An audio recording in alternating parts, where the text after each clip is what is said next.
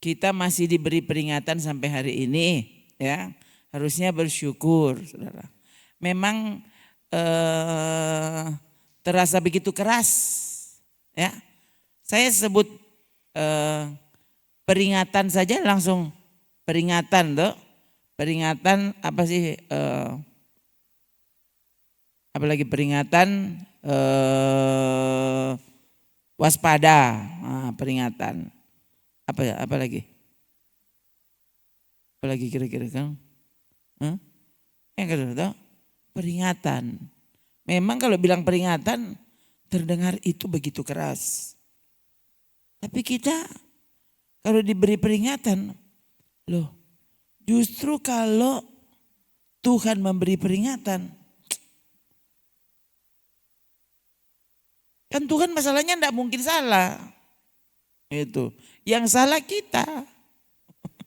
Tuhan tidak mungkin salah.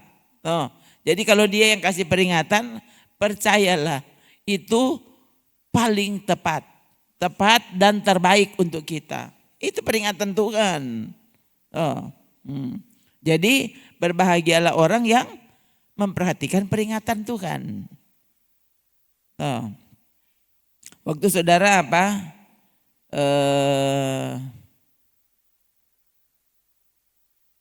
khususnya itu kalau misalnya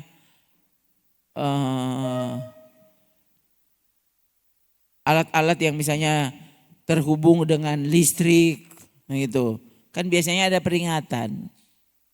Cara menggunakan supaya kamu tidak merusak alat itu atau kamu tidak celaka dengan alat yang kamu mau gunakan. Ada peringatannya gitu. Jadi orang yang berhati-hati dia selalu akan memperhatikan peringatan itu. Sehingga dia tidak salah menggunakan alat yang dia sudah beli itu. Sekaligus dia terhindar misalnya dari kecelakaan akibat salah menggunakan benda yang dia baru beli. Itu kan. Ini orang yang tidak peduli, bodoh amat, ya kan? Ini kan alat saya yang beli, pakai duit saya, ya terserah saya.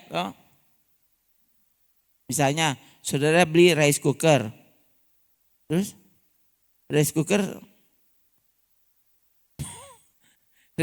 dia tidak hubungkan ke listrik.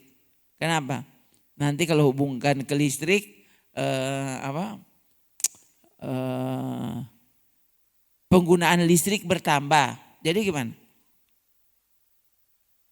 Ya terserah, enggak usah pakai listrik. Nah ini harusnya dia jangan beli rice cooker kalau begitu. Itu saudara bayangkan ini ya. Ini benda-benda yang kita sering sekali terhubung dengan benda-benda itu. Saudara beli gas, supaya awet bagaimana?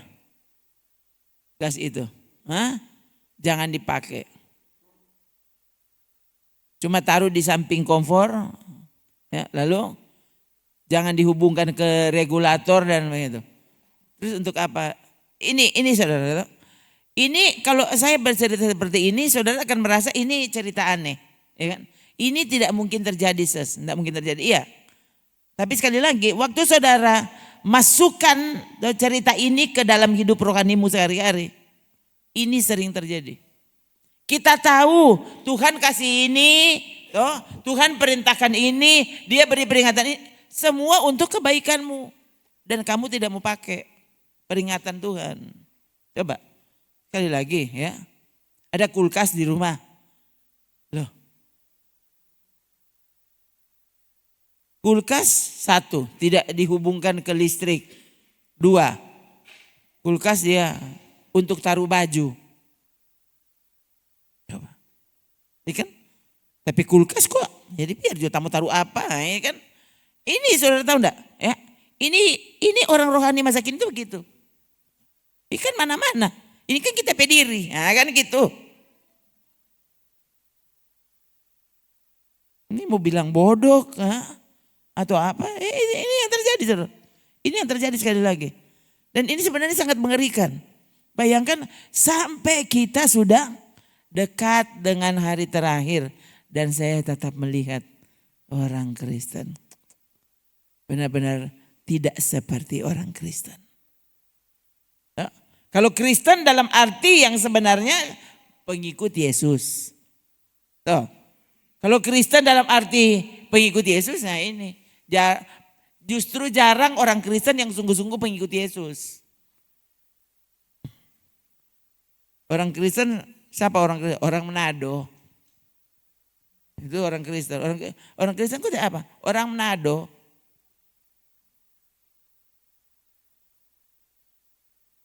Sampai dapat rasa aneh kalau orang Manado bukan orang Kristen. Sampai begitu ya. Padahal Kristen sesungguhnya enggak. Kemarin saya lihat memang kan karena tidak ikuti berita-berita juga saya Senin tahu. Toh. Kemarin saya lihat adik kasih tahu Imam Alia, napa tuh video. Oh. Jadi apa? Di mobil yang membawa mereka tulis di situ perjamuan terakhir.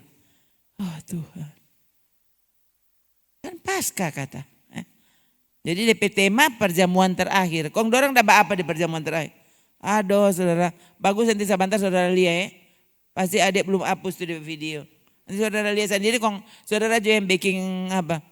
Kesimpulan sendiri ini pasca atau apa ini? Atau kelompok yang kalian yang membunuh Yesus. Ini penghinaan besar-besaran saudara. Oh. Kristen kan pengikut Yesus. Itu pengikut Yesus bagaimana? Pengikut Yesus. Apa kemarin orang nama nyanyi itu lagu. Oh Tuhan. Ada enggak? Mau tahu enggak lagu? Tuhan pokoknya kalau saudara dengar tuh lagu. Senin tahu itu. Saya begini. Oh Tuhan. Rasa-rasa mau tanya. Siapa yang pimpin bangun ini? Siapa? Rame sekali. Yang nonton banyak. No? Peserta pawai itu juga banyak. Oh berarti lagu begitu no. Setan kalau so pimpin. Saudara. Saya tidak ragu untuk berkata itu di bawah pimpinan setan. Sudah. Masa menyanyi lagu begitu kok nggak mau bilang. Lalu bayangkan saudara. Masih apa setelah itu lagu. Ada kota yang bicara-bicara di kendaraan itu. Apa bicara tentang saudara-saudara kita kan sedang bikin peringatan temanya perjamuan terakhir. Saya pikir ini aduh saudara rasa-rasa dong. Tuhan tuh ibadah di Tangerang dong tutu. Kok ini bukan ibadah di Penama. Aduh. Bagus kalau kok boleh kasih apa supaya yang bagus yang potong kok saudara lihat sendiri. Kalau menurut saudara ini ibadah atau apa? Perjamuan terakhir. Perjamuan yang sama di setan. Aduh. Kan gereja kan pasti marah kalau saya bilang seperti ini. Karena itu pasti pelaksanaan apa? Pasti gereja. Sungguhkah gereja adalah gereja? Nah itu kan. Nah, sama dengan sungguhkah Kristen adalah Kristen? Sungguhkah gereja adalah gereja? Benarkah gereja adalah rumah Allah? Itu kan. Sungguhkah kegiatan gereja adalah kegiatan yang berkenan kepada Tuhan? Atau siapa yang pimpin tuh kegiatan gereja itu? Aduh saudara. Apa? Boleh tampilkan. Coba saudara lihat. Oh, kan itu kan bukan orang. Toh, kami tidak setuju. Ya. Kalau saya ini bukan Kristen namanya. Tuhan dimuliakan. Tuhan Yesus dimuliakan atau sampai Tuhan ini yang dimuliakan. Hah? Coba ini kalau saya bicara, ini pendeta suka menghakimi, apanya yang menghakimi? Justru sebagai orang Kristen saya disakiti. Karena Tuhanku dihina dengan caramu. Kecuali kalau cuma ngon itu Kristen. Karena orang Kristen, Nah, kecuali kalau kalian bisa buktikan ini cocok dengan Alkitabmu. Kalau tidak bisa buktikan ini cocok dengan Alkitab, harusnya kamu bertobat. Kamu sudah bukan Kristen.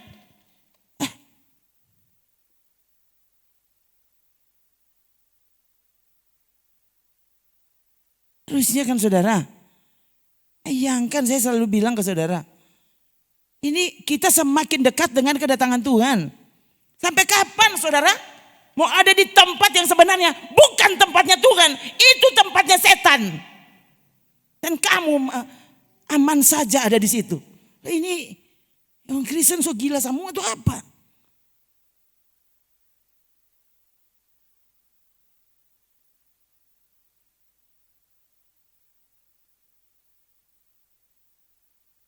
Lalu masih mau kan ini kalau klaim kami dari gereja. Gereja mana?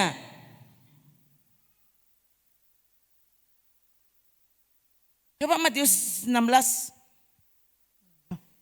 Sungguhkah gereja adalah gereja? Bayangkan, masa gereja cuma ini? Ini tuh gereja. Hah? Bagaimana tuh gereja? Begini. Begitu. Itu tuh gereja. Tuh? Hah? Gereja. Ini gereja atau apa? Hah? Sarang setan.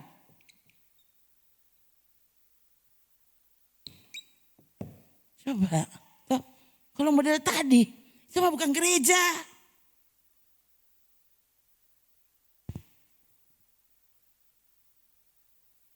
Coba lihat Matius 16 ya. Langsung ayat lihat saudara, ini Yesus bilang kepada Petrus. Padahal Petrus yang nak menyanyi lagu rupa tadi.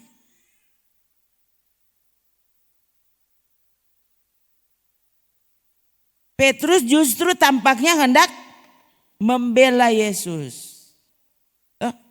Ini kalau pakai cara pikir kita, loh apa salah Petrus? Petrus, coba mana? Petrus, kata-katanya Petrus, coba lihat. Kata-katanya Petrus. Apa? Oh iya bagus dengan lengkap, 21. Tuh lihat, apa? Coba sama-sama, 3.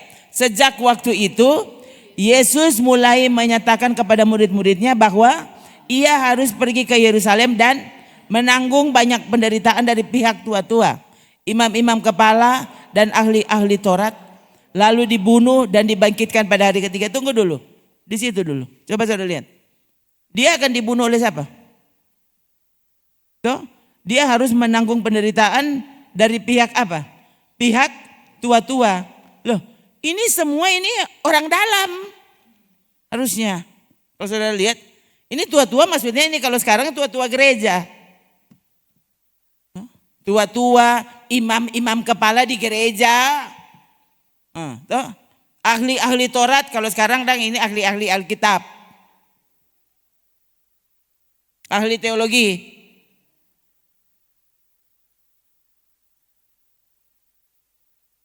Dia akan mengalami penderitaan dari sana. Lalu dia dibunuh dan dibangkitkan pada hari ketiga. Ini Yesus beritahu kepada murid-muridnya. Semua mendengar. Lalu lihat, ini sikap Petrus apa? Tetapi Petrus menarik Yesus ke samping dan menegur Yesus.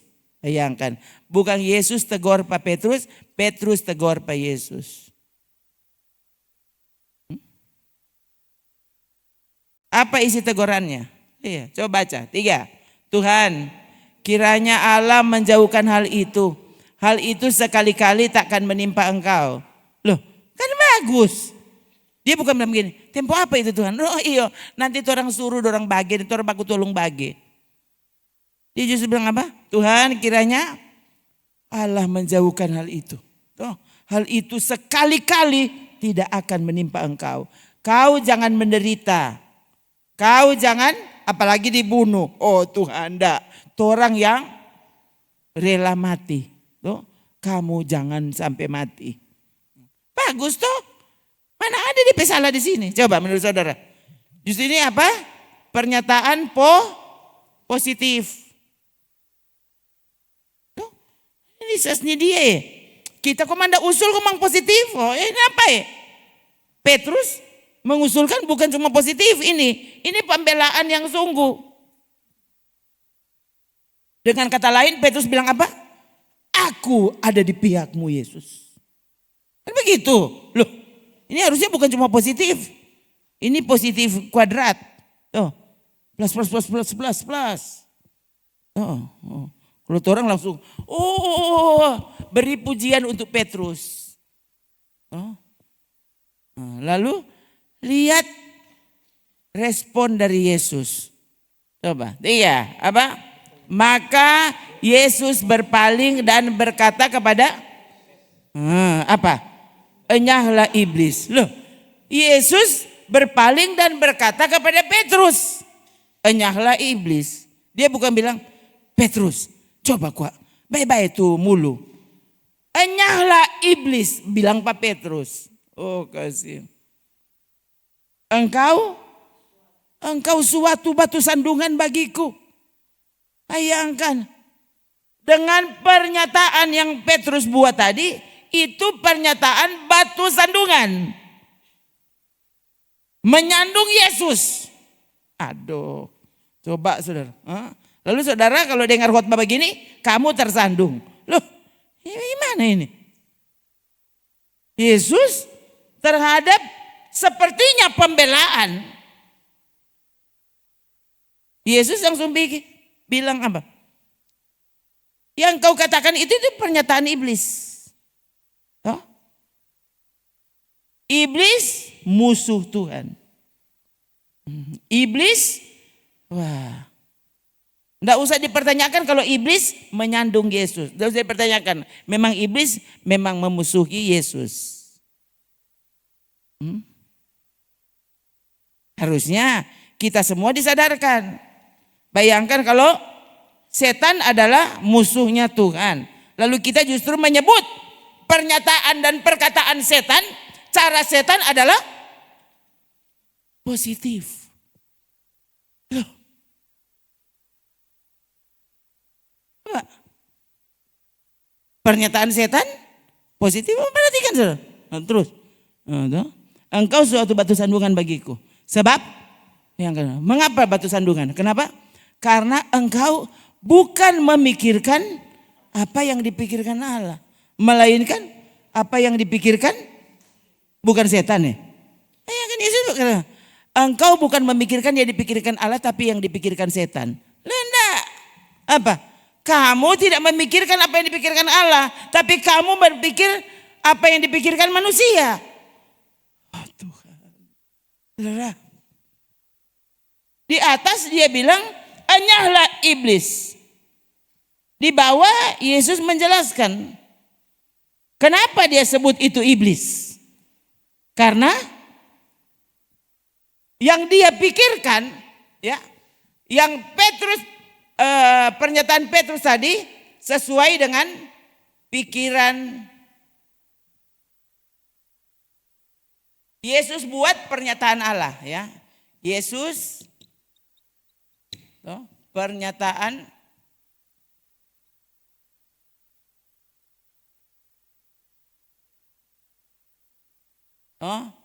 Petrus pernyataan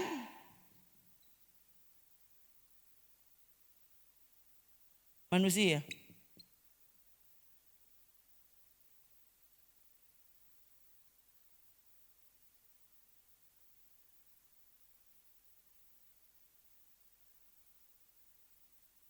Coba. Yesus mengucapkan, menyatakan pernyataan Allah. Aku akan disengsarakan, menderita, bahkan dibunuh. Dia menyatakan ini pernyataan Allah. Keputusan Allah. Lalu Petrus buat pernyataan manusia ternyata. Pernyataan manusia yang waktu saudara perhatikan ayat 22 ini. Ini berarti sama dengan pernyataan ini pernyataan manusia yang apa? Yang sangat positif. Sangat positif.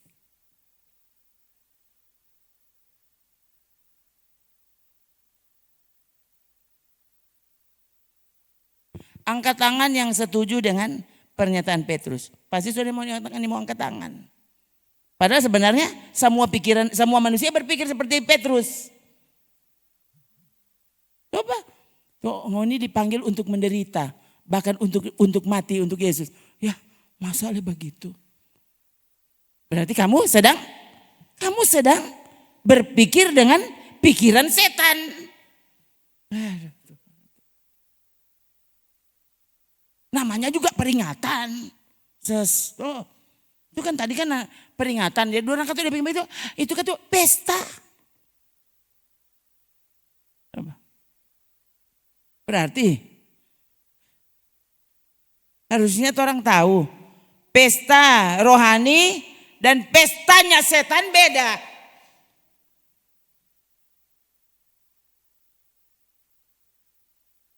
Namanya juga pesta. Orang kan mau enjoy. Hanya saudara, saya sampai bilang ke saudara, saya pernah lihat soalnya ada lagi video, ya, video yang dulu saya pernah lihat sudah dibagikan. Enggak tahu itu tahun berapa punya, enggak tahu ya. Tapi pokoknya itu kayaknya disulut. Pawai Paskah, ya, ada Yesus yang membawa salib, ya. Salib kayaknya dia sudah tidak bawa lagi. Tapi kelihatan kalau dia itu Yesus, kenapa? Dia pakai mahkota duri. Pakai mahkota duri dengan bajunya. Tapi Yesus sudah tidak pikul salib. Yesus sudah berjalan. Bahkan ada orang yang bicara, ada yang penonton bicara, kong tu Yesus pergi saudara, kong mau pukul tuh yang ada bagara. Ternyata di situ tulis Yesusnya sudah mabuk.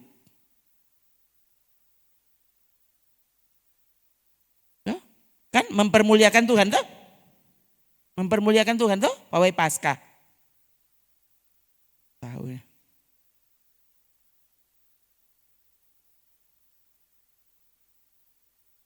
Kan kalau Yesus mabuk. Bahasa itu. Lalu tetap saja gereja bilang kalau ini kegiatan gereja. Mau ini gereja apa? Saya bilang ke saudara, harusnya kalau gereja harusnya apa?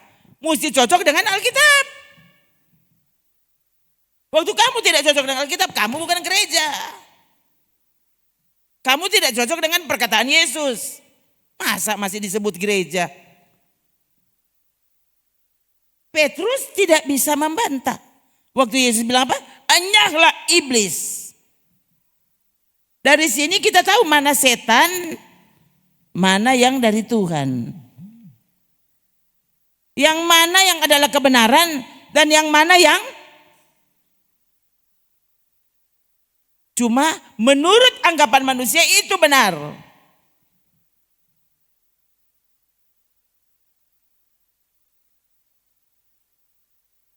Kau tidak memikirkan apa yang dipikirkan Allah.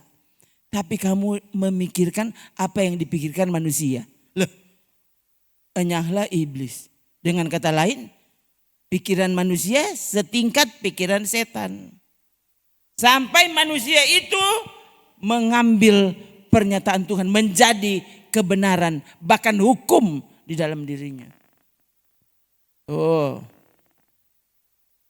Baru pernyataan manusia itu sudah bukan pernyataan manusia lagi, itu pernyataan kebenaran. Tuh ya saudara.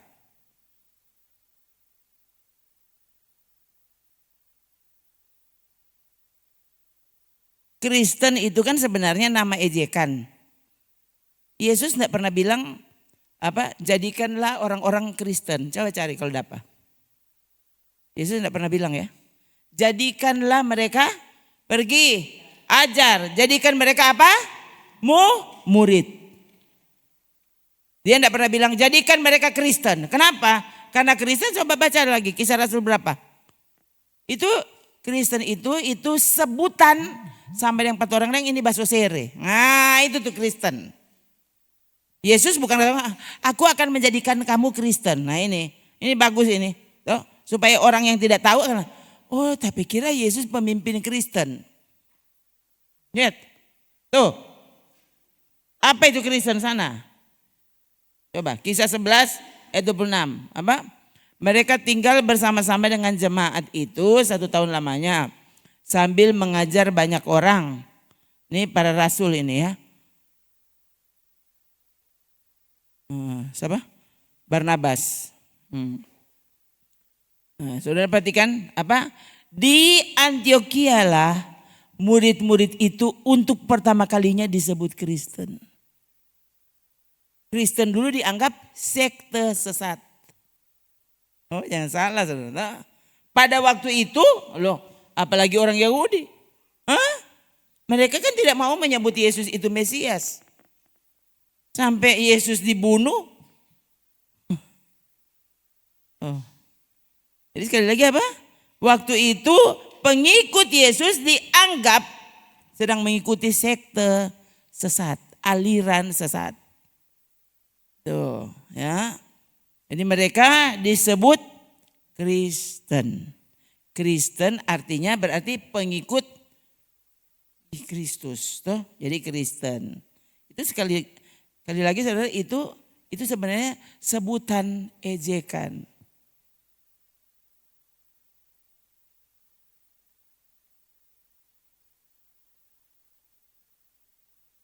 Dulu orang-orang Kristen lebih dikenal sebenarnya mereka menyebut diri mereka pengikut jalan Tuhan. Tuh. Dulu tidak ada sebutan Kristen. Mereka disebut pengikut jalan Tuhan. Nah ini jalan di sini ini apa? Pengikut jalan Tuhan ini juga disebut sekte.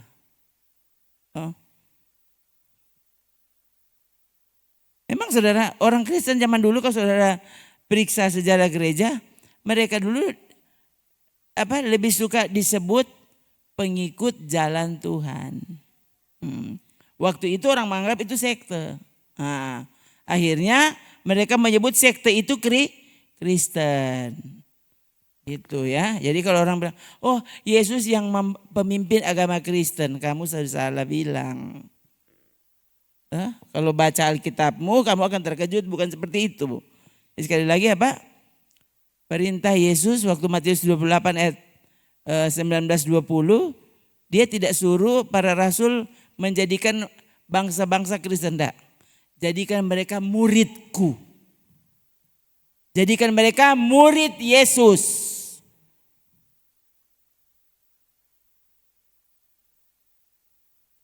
Bukan jadikan mereka, enggak ada kan, Yesus enggak pernah bilang jadikan mereka Kristen, enggak. Kalau dia bilang aku mendirikan gereja, ada. Justru di Matius 16 tadi ya. Aku mendirikan gerejaku. Itu kalau bahasa terjemahan bahasa lain, di situ tulis apa, Dek?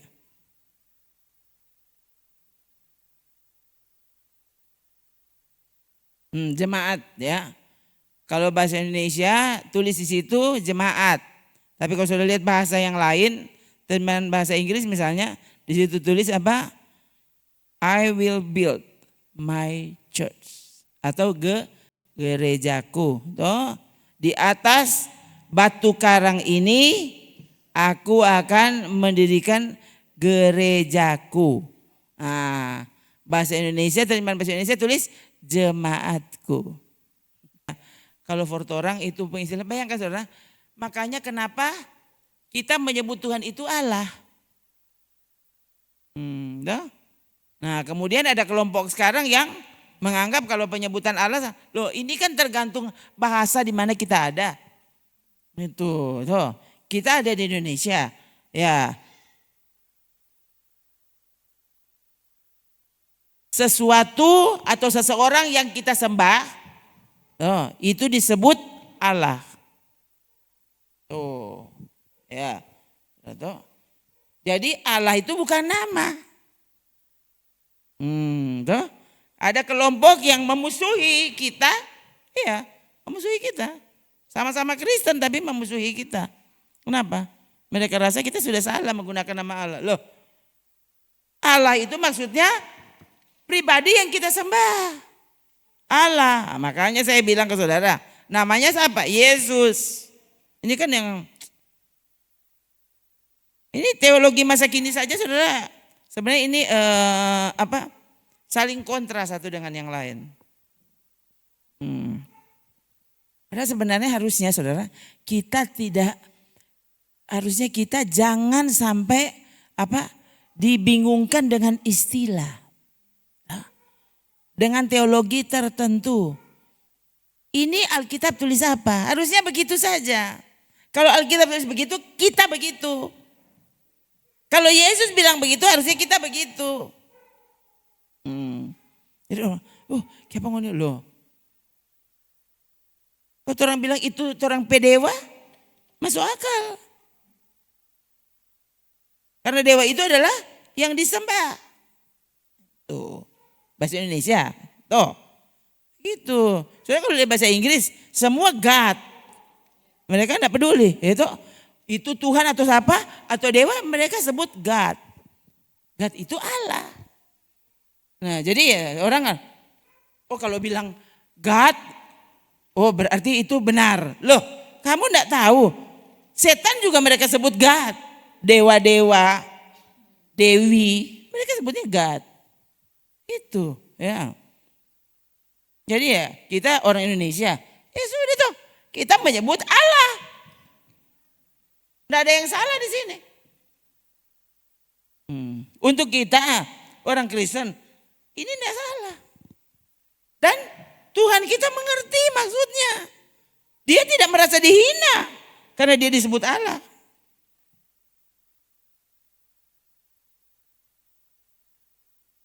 Hati-hati loh. Saudara, ini sekali lagi. Hati-hati dengan cara pikirmu. Sungguhkah kita berpikir seperti cara pikir Tuhan?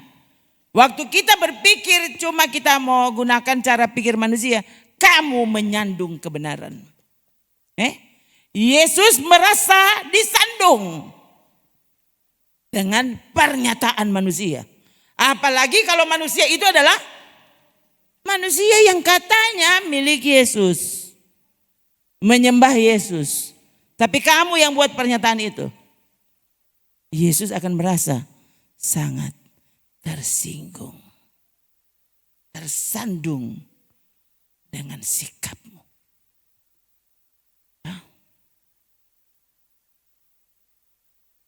Coba terus di ayat tadi. Perhatikan itu ya. Bukan tadi.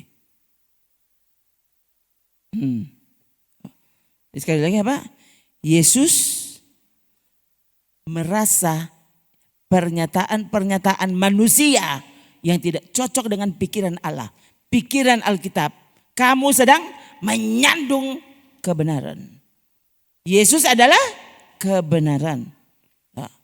Harusnya cara pikirnya saudara mesti ambil itu sekalipun ini tampak aneh di depan manusia pada umumnya. Maksudnya pesta begitu. Ya kan. Kita ini mau cocok dengan firman Tuhan kok.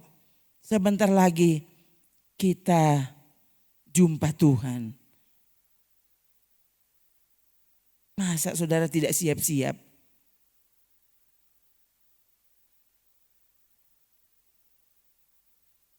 Jangan memikirkan apa yang dipikirkan manusia. Tapi biarkan cara pikirmu seperti cara pikir yang Alkitab tulis. Begini cara pikir yang benar.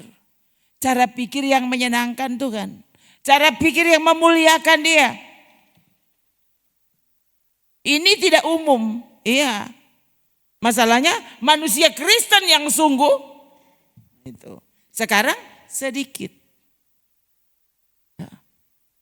Kalau cuma mau tanya siapa yang paling banyak? Oh, Kristen. Masih tercatat sampai sekarang Kristen agama terbesar dunia. Sampai sekarang masih Kristen agama terbesar. Tapi benarkah mereka Kristen? Nah itu. Sungguhkah mereka persis mengikuti jalan Tuhan? Cara pikir mereka mau membiarkan ditundukkan kepada cara pikir Tuhan. Mau. Tuh, sungguhkah itu Kristen? Kristen apa? Menyedihkan. Coba. Sekarang tadi kan Yesus bilang ayat mana? Ayat 22.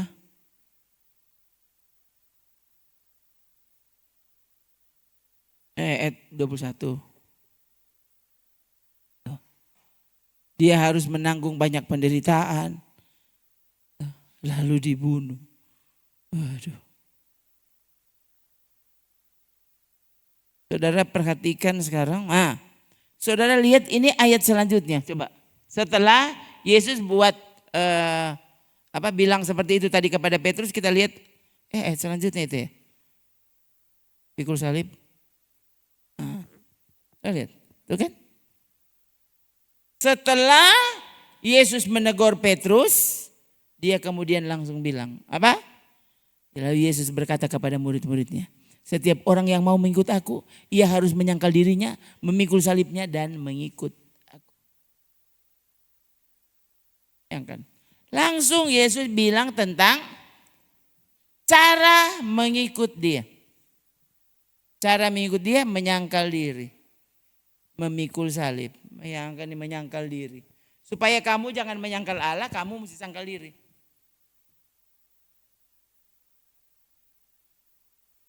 Sangkal diri.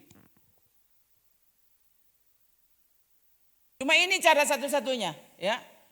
Saudara mau menjadi pengikut Yesus, supaya kamu tidak pernah menyangkal Allah, menyangkal Yesus, kamu harus bersedia untuk ini, sangkal diri. Sehingga kamu pikul salib. Ini kan perkataan Yesus ya. Ini kata Yesus.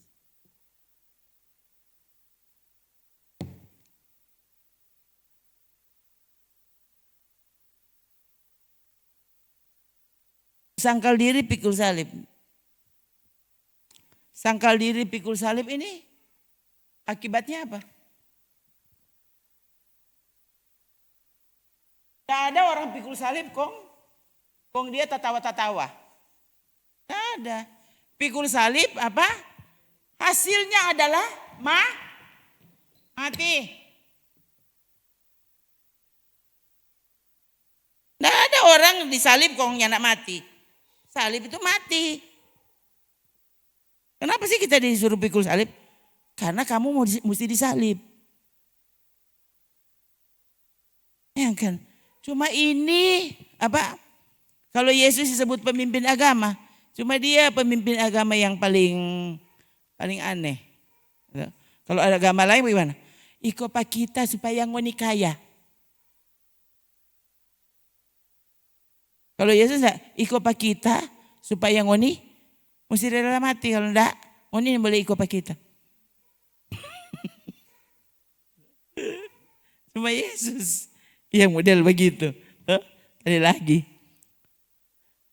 Kalau Kristen itu sungguh-sungguh mau membaca Alkitab, meneliti perkataan Yesus itu apa? Tidak banyak orang yang mau menjadi Kristen. Kalau dia sungguh-sungguh tahu apa itu Kristen, dia sungguh-sungguh tahu apa itu perkataan Yesus. Bagaimana sikap dan cara pikir Yesus.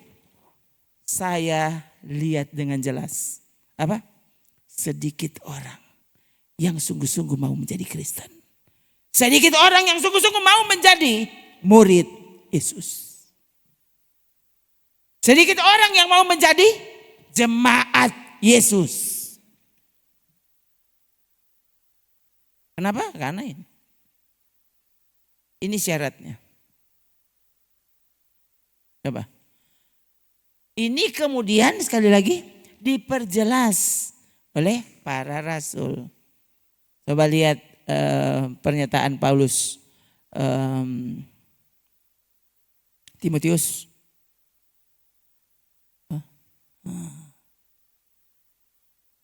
Orang yang mau beribadah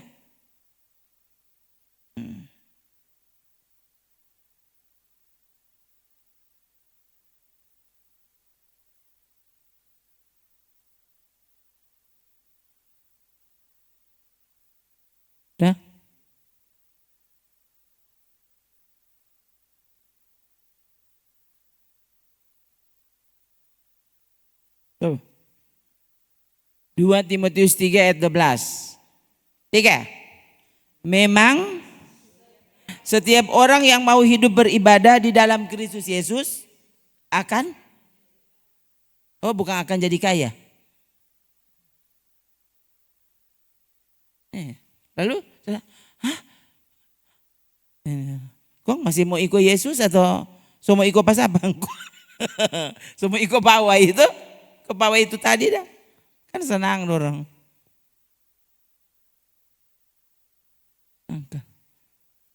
Cuma sedikit orang yang newoto, yang lain bajalang dan rela. Karena dorang mau badisko.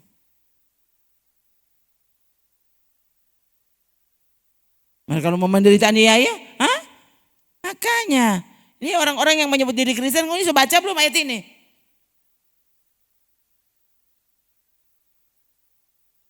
Kalau sudah baca ayat ini, pertanyaannya, masih mau jadi Kristen?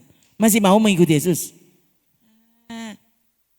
Makanya tuh orang yang tidak dengar pendeta khotbah, kau yang bodoh.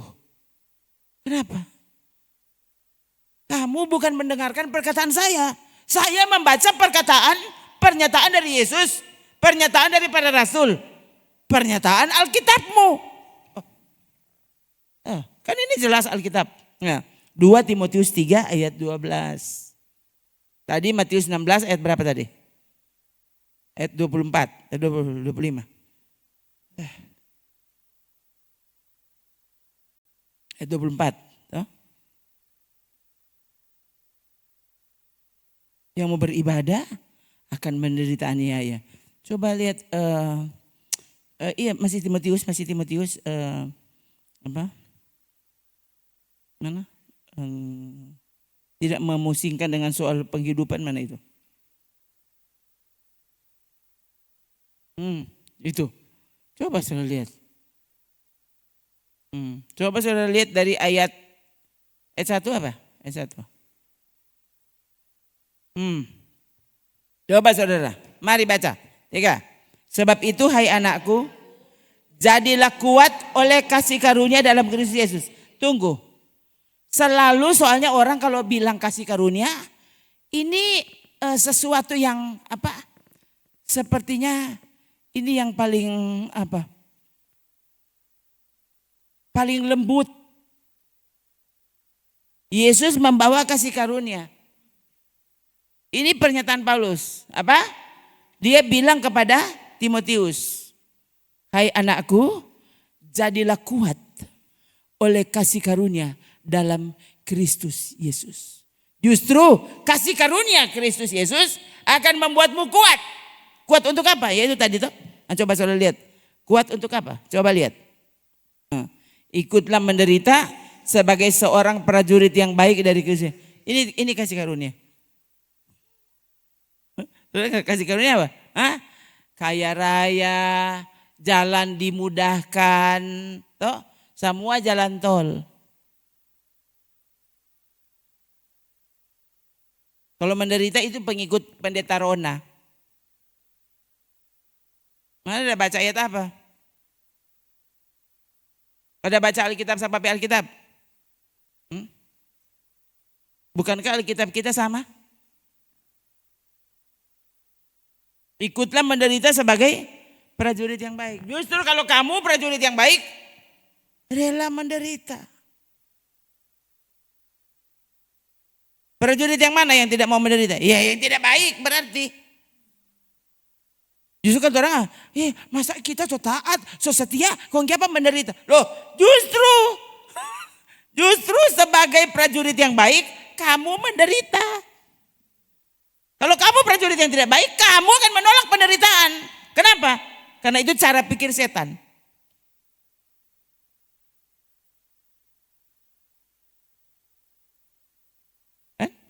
Ini kan apa? Sangat berbeda dengan apa yang diyakini dan dikhotbahkan di mana-mana. Padahal ini Alkitab. Ini ayat Alkitab ini.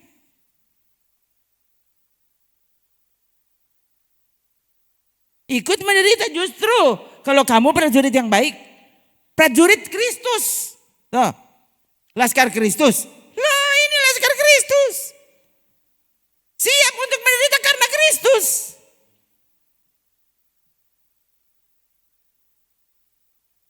Terus ayat 4. Lihat. Apa? Baca sama-sama. 4. Apa? Seorang prajurit yang sedang berjuang tidak memusingkan dirinya dengan soal-soal penghidupannya. Supaya dengan demikian ia, bayangkan ini. Jadi prajurit yang baik itu prajurit yang baik itu pasti berjuang. Nah, saudara, kalau baca ridhoi dia berjuang. Kayak banyak masuk gereja, ada mencari. Ya kok. Padahal prajurit yang baik tidak pusing dengan soal-soal penghidupannya. Coba, masih jadi Laskar Kristus atau? Aduh.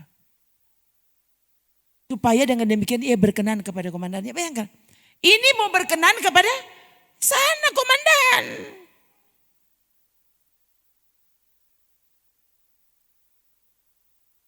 Kalau enggak, kamu bayangkan saudara, datang-datang masuk gereja tapi sebenarnya kamu tidak diperkenankan Tuhan. No, kalau tidak diperkenankan Tuhan artinya ibadahmu juga tidak berkenan. Kok? Ibadah-ibadah terus mempersembahkan ibadah yang tidak berkenan. Kok? Mau masuk surga dengan ibadah yang tidak berkenan? Coba sadar.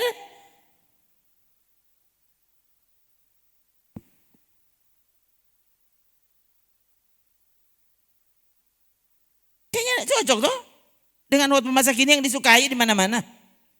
Apa? Kok ayat 5 apa?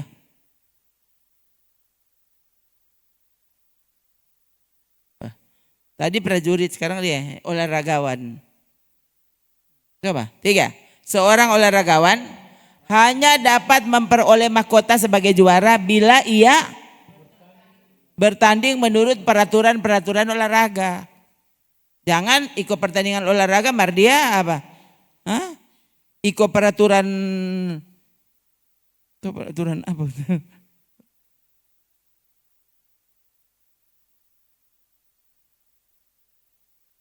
Dia ikut pertandingan apa? Bulu tangkis. Tapi dia pakai peraturan catur. Bapak gitu, nih, apa? Iya. Lagi jangan apa? Kita sosorong nih, apa kata ibu namanya? Tupion, kita sosorong. Nah ini bermain bulu tangkis atau bermain catur? Olahraga apa? Tuh. Dia ikut pertandingan olahraga lari. Dia apa? Ikut peraturan pertandingan voli. Coba.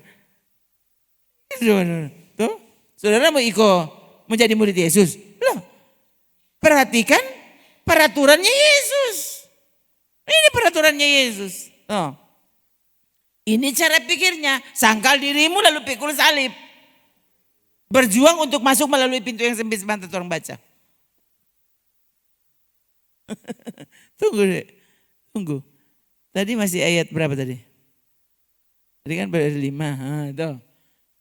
Yang ikut, yang bertanding menurut peraturan olahraga, 1, dia layak bertanding.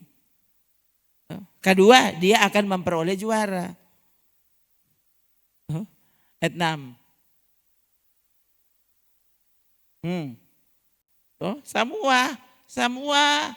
Semua contoh ada. Jadi prajurit, jadi olahragawan, lalu sekarang petani. Coba apa? Seorang petani yang bukan yang tidur terus. Seorang petani yang tidur terus. Di rumah dia tidur. Di kobong dia tidur. Waktu orang semua panen dia apa? Dia tidur. Dia tidak ada apa-apa. Dia mau panen apa? Dia cuma ada tidur. So bawa pacol, bawa apa? Baru dia sampai di kobong. Gitu. Dia tidur. Petani bagaimana petani ini dia? Pekerjaan petani. Mana? Lalu mau suruh tanam? Ya, mau tanam beras. Dia nih mau apa? Semua habis orang berasa sudah sama tanah. Jadi coba saudara, oleh ini toh. Ini kan kalau orang bicara maksudnya sesuai dengan apa pekerjaan petani. Coba saudara renungkan sendiri. Kira-kira petani itu bagaimana? Coba saudara, waktu kau maksudnya sekarang jadi murid Yesus. Berjuang untuk Yesus. Coba. Orang ambil contoh tadi, petani, olahragawan. Coba, apakah saudara sungguh-sungguh telah menjadi pejuang bagi Yesus? Sungguhkah kau muridnya? Wah. Ada petani kong. Cuma petani yang bekerja keras. Yang akan menikmati hasil usaha. Begitu saja. Toh, petani mesti belum lagi lain kali gagal panen. Ada saja saudara toh. Misalnya, harusnya ini terlalu banyak ujang. Jadi akhirnya gagal panen. Atau terlalu banyak panas. Akhirnya itu. Tetap kan semua pekerjaan saudara kalau tanya orang yang bekerja. Saudara akan selalu dengar cerita yang sama. Ada saatnya semua baik-baik saja. Ada saatnya dari pagi sampai malam pusing. Dukung apa ini model begini.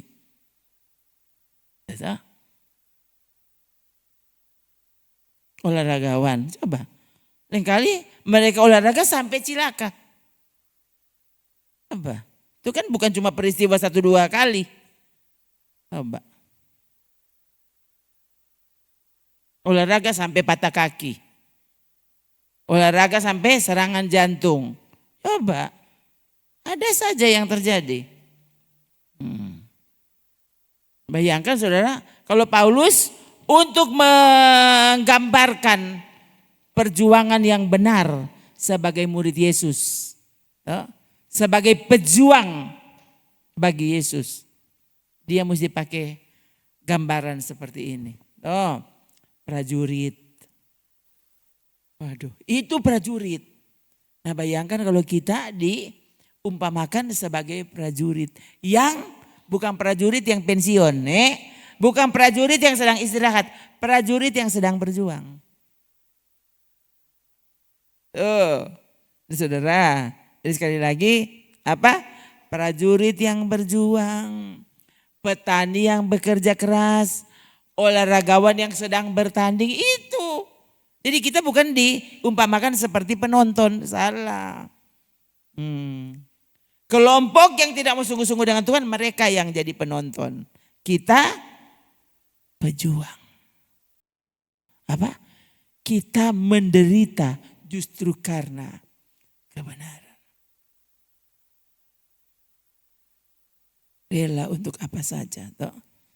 Saya dengar bagaimana latihan para prajurit belum di medan perang. Tapi mereka latihan berperang. Bagaimana? Masuk di got. Nyana kok ada musuh ya. Latihan. Dorang bukan ini cuma gambar.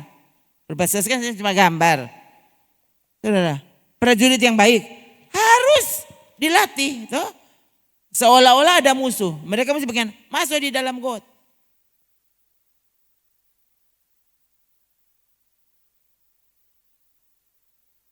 Langsung seolah-olah mereka sedang ada dalam perang. Waktu suruh tiarap semua. Nyanda ada perang. Nyanda ada perang, tapi dorang itu baru latihan perang saja begitu. Saudara tahu enggak? Waktu kita menjadi murid Yesus, saudara tidak ada hari tanpa perang. Harusnya begitu cara pikirnya. Waktu menjadi murid Yesus, sejak kamu menjadi murid Yesus, sejak hari itu kamu ada di medan perang. Angkau pekerja tidur. Di medan perang kau tidur. Medan perang Bapak. Kan sekarang orang mau ini mau itu. Bayangkan pasca saja cara Cara apa? Cara merayakannya bisa seperti itu. Kegiatan Paskah, oh Tuhan ini apa? Tuh, saya sampai bukan main Tuhan Yesus. Tolong Tuhan. Tuh. Jangan sampai orang ini akhirnya tak iko-iko. Tuhan tolong. Ya. Sampai berpikir, bayangkan orang kelodoi yang Tuhan kasih. Bukan pakai for malah kegiatan Paskah yang ini bukan menyenangkan hati Tuhan, mama, menyenangkan musuhnya Tuhan. Pak, saudara. Coba baca lagi tuh, Yesus bilang apa? Masuklah melalui pintu yang sempit. Matius 13 atau Lukas?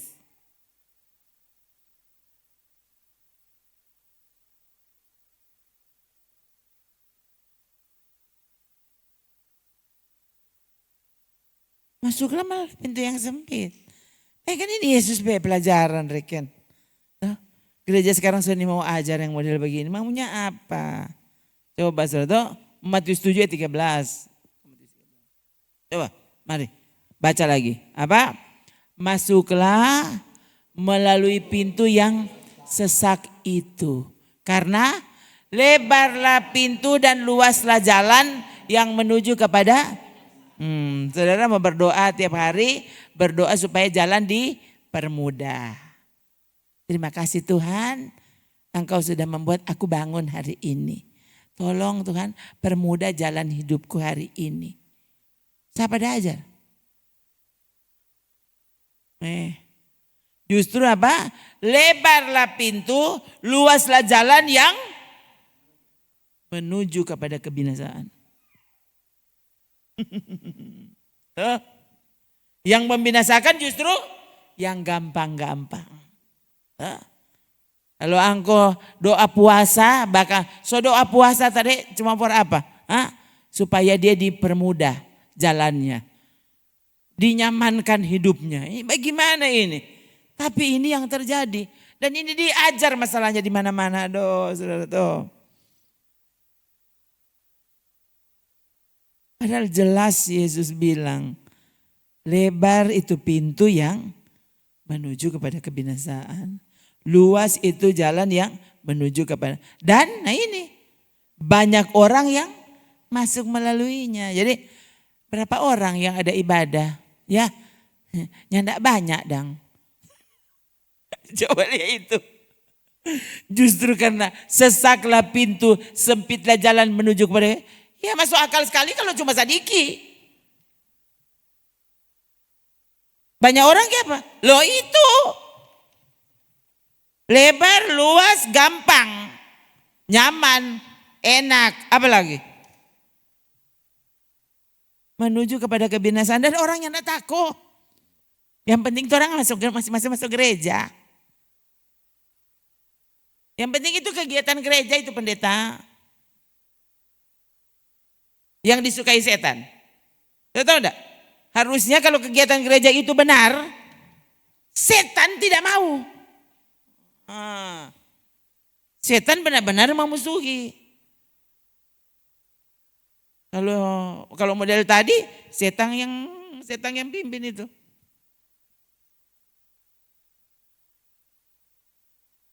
Banyak orang yang masuk melaluinya.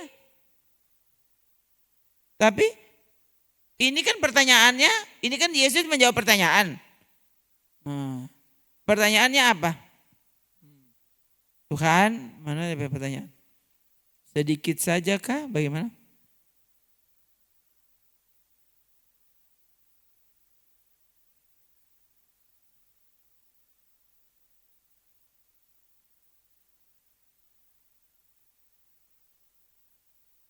Ini ya. Sebenarnya ini peristiwa yang sama ya. Cuma ini dicatat oleh Lukas. Coba lihat. Ada yang berkata, seorang yang berkata kepadanya, Tuhan, sedikit sajakah orang yang diselamatkan? Jawab Yesus apa? Berjuang untuk masuk melalui pintu yang sesak. Sebab aku berkata kepadamu, banyak orang akan berusaha untuk masuk, tapi tidak bisa.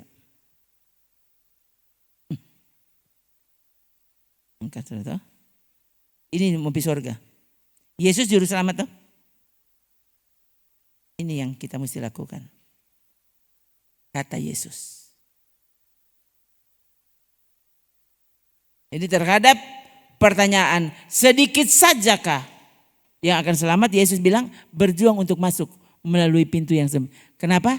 Karena banyak orang kan berusaha tapi tidak dapat. Dengan kata lain cuma sedikit yang bisa.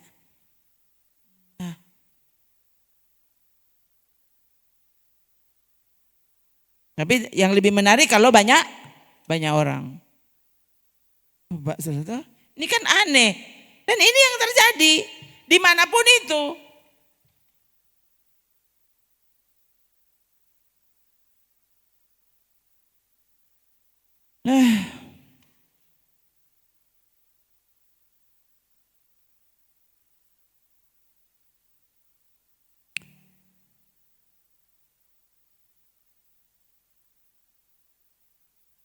Sehubungan dengan Paskah,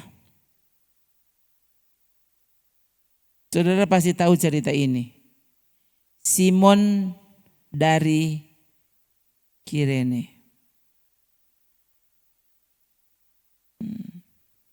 Kirene, kalau saudara perhatikan, kalau Kirene itu ya, Kirene itu kalau sekarang dia Libya, termasuk pada Libya.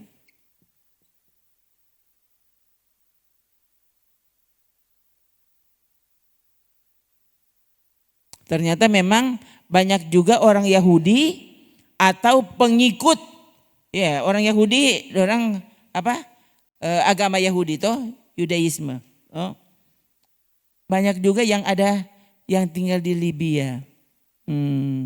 Jadi karena mereka orang agama Yahudi, mereka kalau hari-hari besar mereka akan datang ke Yerusalem. Nah, Simon dari Kirene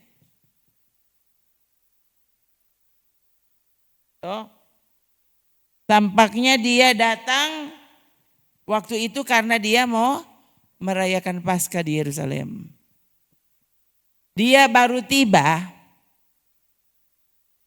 saja tiba. Kalau sudah lihat Markus, nah itu, pada waktu itu lewat seorang yang bernama Simon dari Kirene, ayah Alexander dan Rufus, yang baru datang dari luar. Baru datang. Belum sampai rumah. Baru datang dari luar kota. Lalu orang itu dipaksa untuk pikul salib Yesus. Kenapa? Karena Yesusnya dapat pikul itu salib. Yesus sangat tersiksa soalnya. Dan mereka paksa. Bayangkan Simon ini belum sampai rumah. Dia sudah dipaksa untuk pikul salib. Salibnya Yesus. Dia ingin tahu kalau yang dia pikul itu salib dari juru selamat yang juga akan menyelamatkan dia. Susah tuh. Saudara, malah orang yang mau jalan-jalan. Ini orang ini dia datang mau merayakan Paskah dan justru dia tidak pernah sangka kalau dia akan memikul salib sang juru selamat. Mesias waktu itu. Dia tidak pernah tahu kalau dia akan pikul salib itu. Saya waktu sampai pada perenungan ini, Tuhan, ini kan mengganggu kenyamanan. Mengganggu acara kita. Acara keluarga. Kan? Ya, bisa saja dia datang dengan anak-anak ini. Alexander dan Rufus. Ini saya pernah ingat ada film Yesus. Mereka tunjukkan ini. Jadi waktu itu Simon itu baru datang. Dia dengan dua anaknya. Alexander dan Rufus. Lalu pas lewat di orang-orang ini prajurit yang sedang membawa Yesus ke Golgota. Mereka langsung tarik si Simon dan paksa dia untuk pikul salib itu.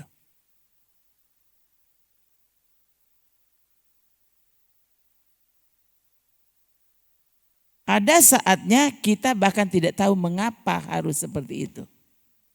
Mengapa perjalanan jadi sesulit ini. Tapi waktu saudara belajar untuk mengenal Yesus dengan benar, maka saudara tidak pernah akan bantah. Walau itu memikul salib. Kau justru akan semakin bahagia. Apalagi sekarang kita sendiri yang baca. Kalau Yesus yang bilang apa? Kamu harus pikul salib.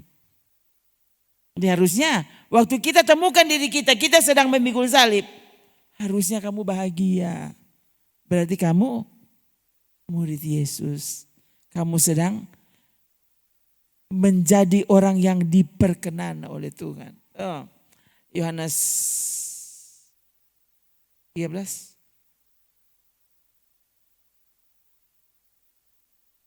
Mana? Yesus mencuci kaki Simon.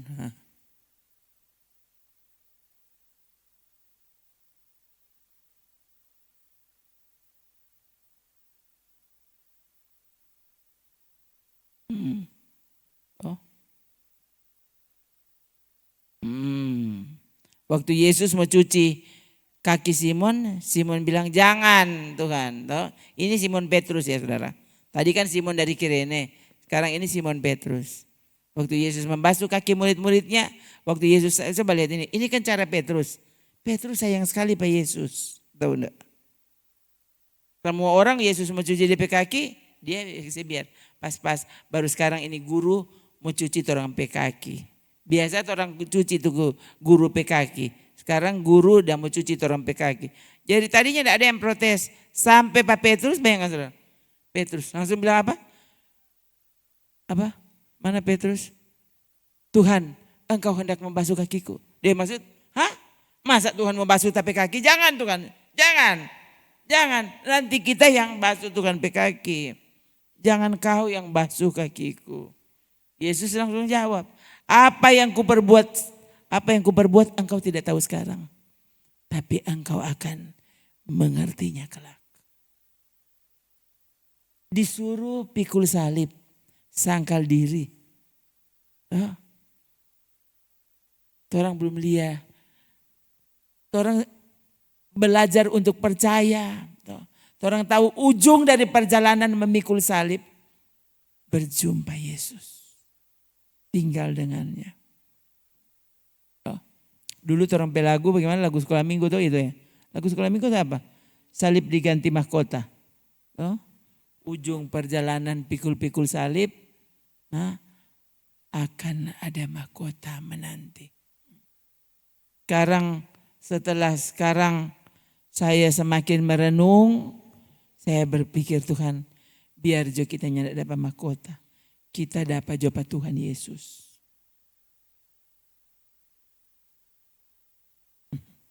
Asal kita lolos masuk pintu surga Tuhan. Aku berjumpa engkau. Tinggal denganmu. Salah satu cara untuk ada di jalan yang Tuhan kehendaki adalah mengkhotbahkan perkataannya. Kan Yesus sepekerja. Mengkhotbahkan perkataannya sekalipun orang-orang yang katanya pengikut Yesus tidak mau dengar perkataan Yesus.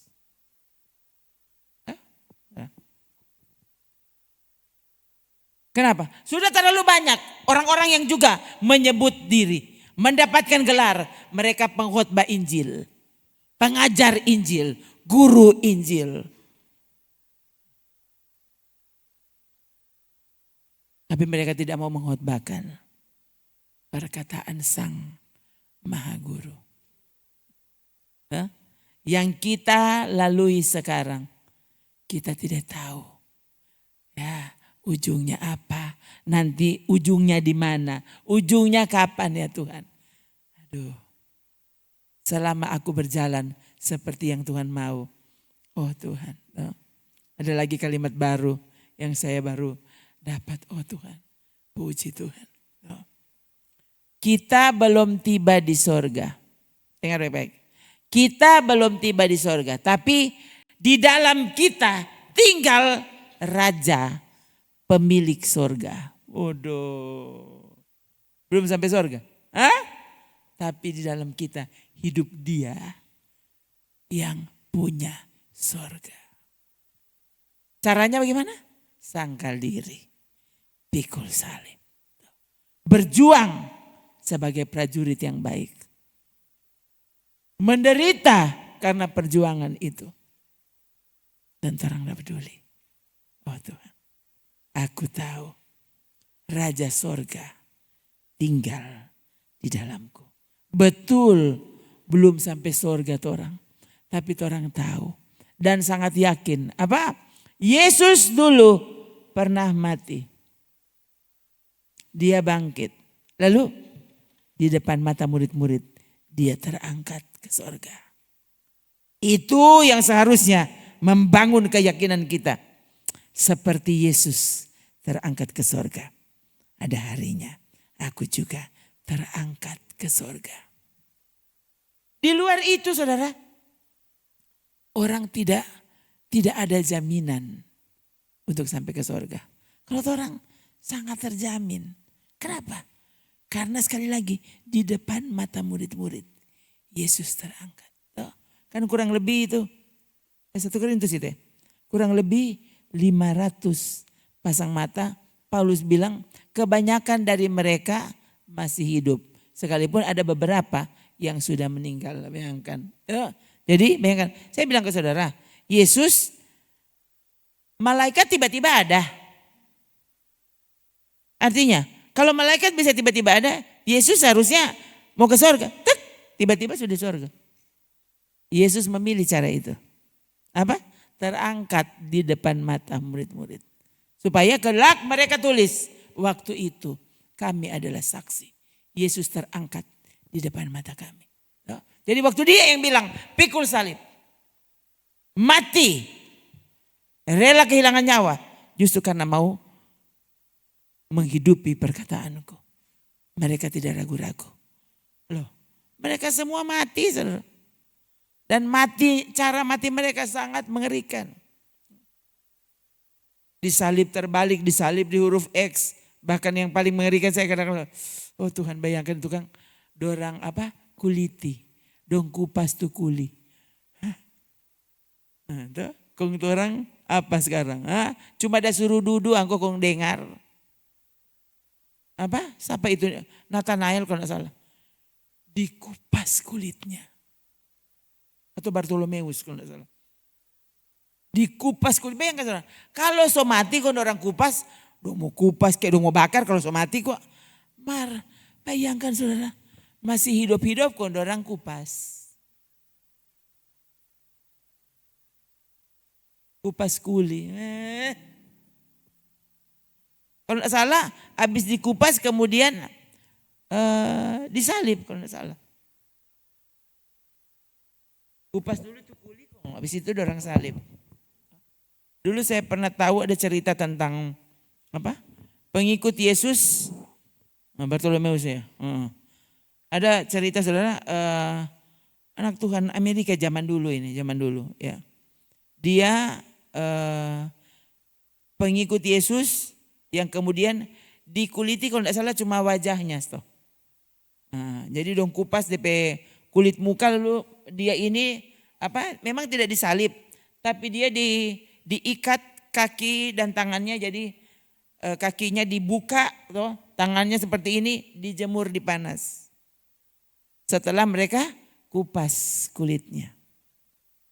Dan sementara dalam keadaan seperti itu, lalu dia pun mengucapkan doa. Begitu ceritanya saudara. Saya tiba-tiba ini ingat cerita. Dulu saya pernah lihat, maksudnya itu difilmkan. Oh Tuhan tuh. Memang don taruh di panas. Setelah bayangkan, so abis kupas, kau taruh di panas. Kira-kira model apa? Coba. Orang ini suka terlaluan sebenarnya. Saudara.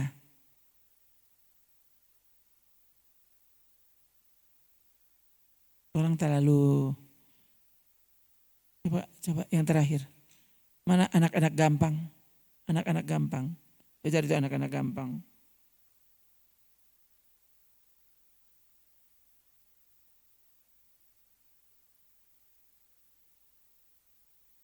Coba baca dulu ini. Ayat 7 deh. Jika kamu harus, sama-sama. Jika kamu harus menanggung ganjaran, Allah memperlakukan kamu seperti anak. Nah, ulang, ya, bayangkan itu. Jadi kalau kita diganjar, justru orang ini berarti Tuhan anak. Oh, di manakah terdapat anak yang tidak dihajar oleh ayahnya? Nah, sekarang ayat 8. Tetapi, nah coba.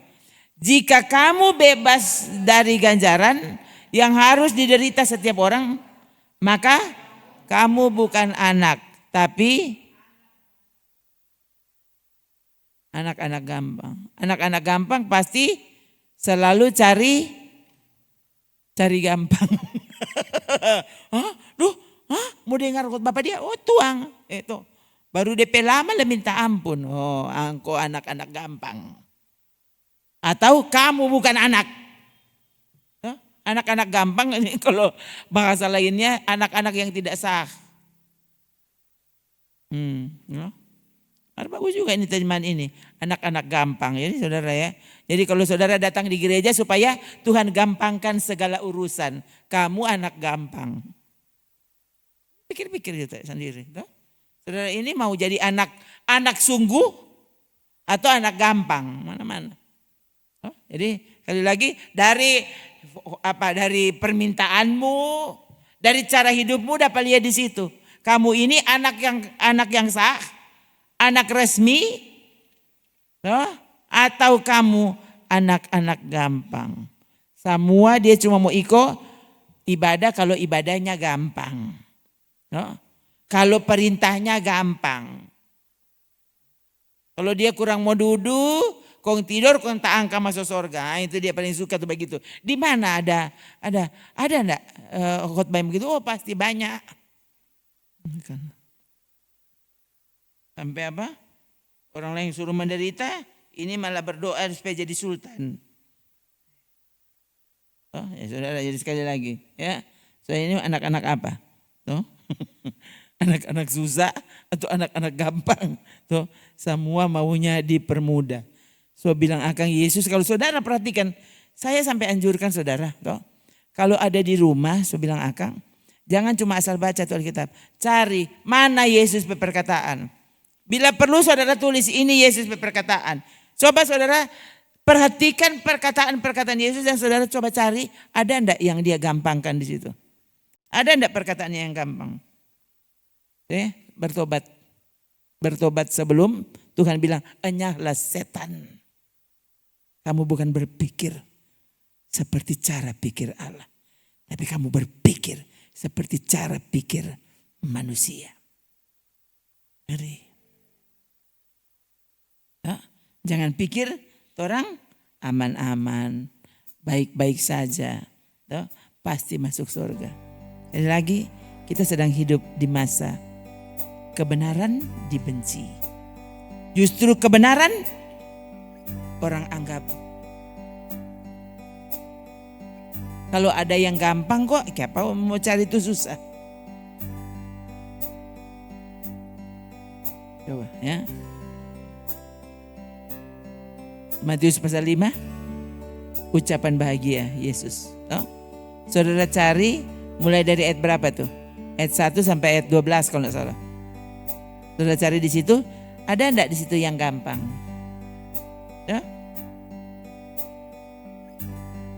Yesus ucapkan berbahagia, atau terjemahan lain tulis diberkatilah. Berbahagialah, diberkatilah. Cari kalau ada yang gampang di situ. Ucapan bahagia. Khotbah yang paling terkenal, yang disukai oleh banyak orang, atau saudara cuma tahu, diketahui, dikenal oleh banyak orang, tapi orang ini mau menjadikan itu ucapan bahagia, ucapan berkat. Bayangkan, berbahagialah. Ini kalau bahasa Inggrisnya dia pakai diberkatilah. Apa? Justru diberkatilah orang yang dianiaya. Coba kalau saudara, bagaimana itu? Orang dianiaya masa diberkati? Diberkati, berbahagia. Orang miskin berbahagia, diberkati orang miskin. Orang yang lapar, orang yang dianiaya, apa? Orang apa leh?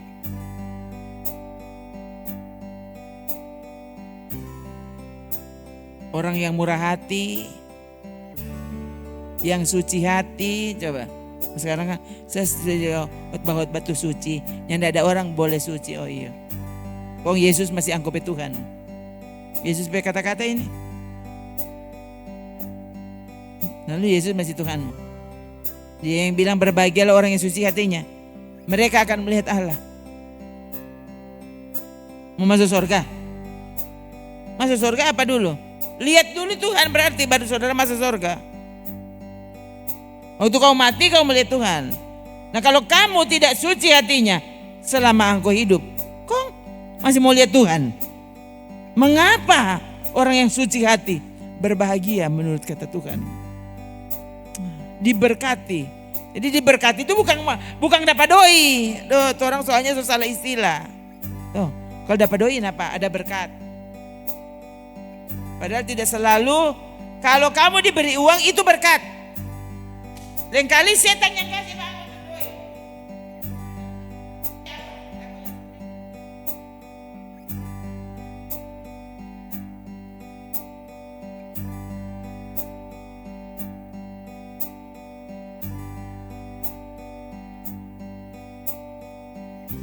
Tidak selalu, sekali lagi.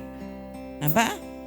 Yang senang, yang mudah, yang gampang, pasti itu berkat. Sekali lagi ya, saudara tuh susah-susah mau cari, coba saudara baca Matius pasal 5 nanti di rumah. Tuh, baca ulang-ulang. Kong saudara taruh kira-kira tuh ayat berapa tuh?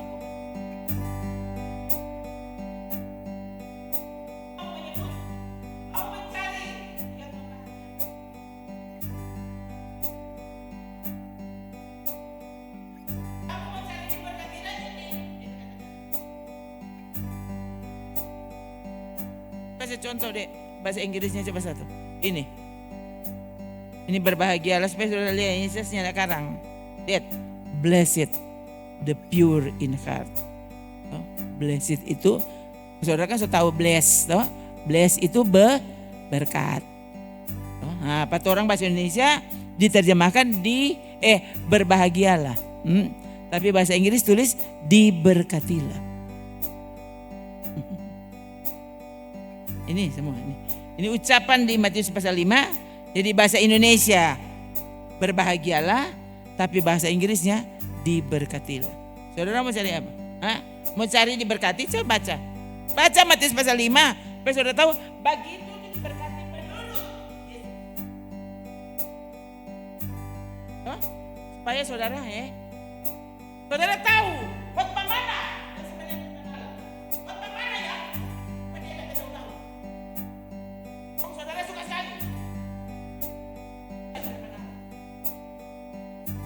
Tengkir jalia, ini mau cari apa? Firman Tuhan sejelas ini kok orang masih nyandak percaya. Tuhan semua datang sebilang akang. Justru waktu saudara lihat ini 1 Yohanes pasal 2 ayat 18. Tuh, Yohanes berbicara, dia bilang justru waktu kalian lihat. Tuh, bukan. Mana anak-anakku, ini waktu yang terakhir. Ya, seperti yang telah kamu dengar, seorang antikristus akan datang. Sekarang telah banyak antikristus. Waktu itu sebanyak antikristus. Kok kalau sekarang, seperti itu tadi. Pawai Paskah antikristus.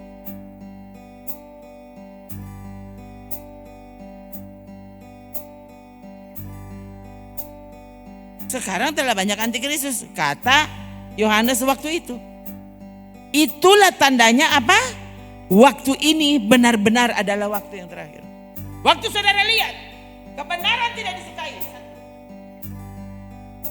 Orang lebih menyukai kesenangan. Harusnya kamu tahu.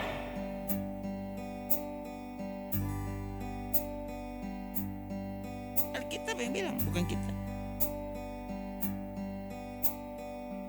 Dulu saja so banyak antikristus. Kalau sekarang yang sampai-sampai dia pendeta antikristus. Yang dorang cari apa yang menyenangkan. Hamba Kristus apa? Yang dia cari kesukaan.